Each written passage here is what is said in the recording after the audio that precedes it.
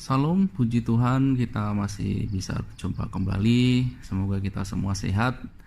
Pada kali ini saya ingin menjelaskan bahwa di dalam agama Kristen sendiri konsep berdoa itu sebenarnya ada dua, yaitu yang pertama kita kenal sebagai Trinitarian atau diilhami dari konsep Tritunggal, dan yang satu lagi konsep dari Kristologi.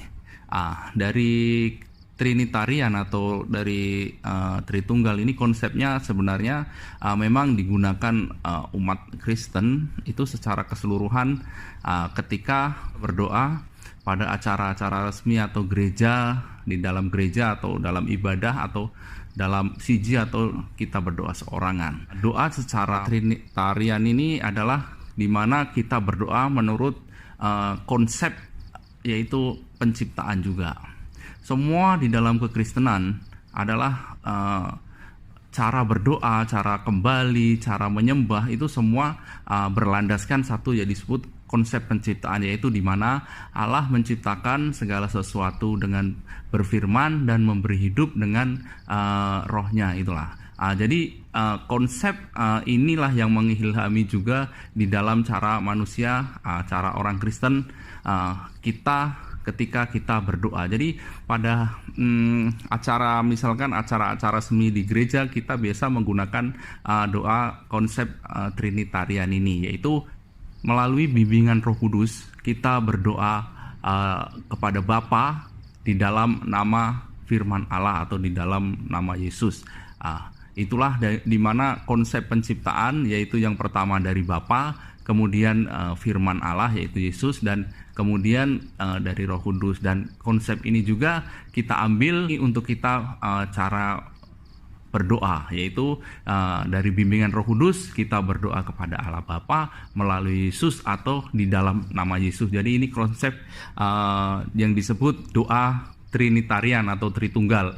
Ini sebenarnya yang memang diajarkan Yesus. Makanya Yesus sendiri minta apapun kepada Bapa melalui namanya. Karena apa? Segala sesuatu diciptakan melalui firman Allah atau Yesus, maka semua pun akan kembali kepada Yesus atau di dalam nama Yesus. Ini biasanya digunakan memang dalam acara ibadah. Misalkan ketika kita beribadah, kita memang selalu berdoa terus menuju kepada Bapa. Kemudian diakhiri atau ditutup dengan dalam nama Yesus. Ini seperti kita contohnya mengirim surat kepada Bapa yang mengantar Yesus, karena pengantarnya memang hanya satu.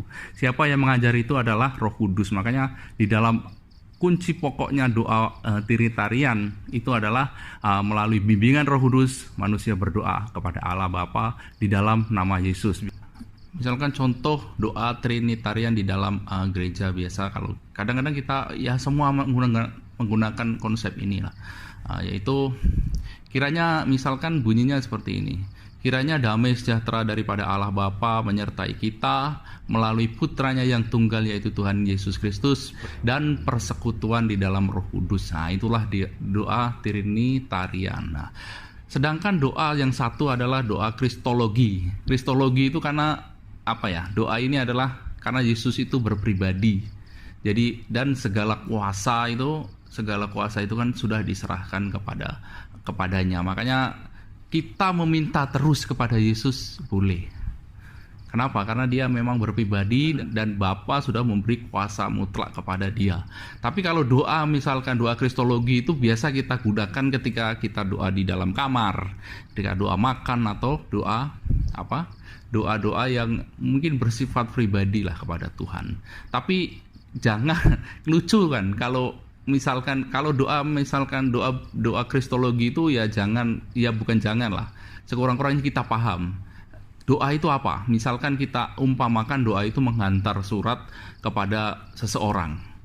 Misalkan kalau seperti yang doa Trinitarian itu, kita menghantar surat kepada Bapa yang menghantar Yesus. Yang itu pasal menggunakan nama Yesus. Tapi kalau ini terus dengan Yesus, itu seharusnya sudah tidak payah menggunakan nama Yesus.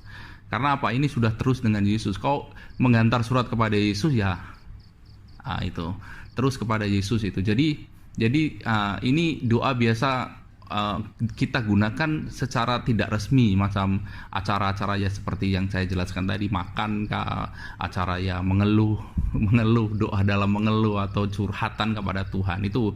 Jadi kesimpulannya doa Trinitarian itu digunakan kita di dalam gereja atau acara yang memang umum seperti siji gereja konsel dan lain sebagainya. Itu memang harusnya seperti itu, karena ini adalah dimana diilhami dari konsep penciptaan yang itu mengilhami semua apa yang dilakukan manusia untuk bisa kembali kepada siapa yang mencipta dia, yaitu melalui firman atau di dalam nama Yesus. Yang kedua adalah kristologi, adalah doa terus kepada Yesus. Karena apa? Karena Yesus adalah berhipostasis atau berpribadi, dan dia sudah diberi kuasa mutlak dari Bapa.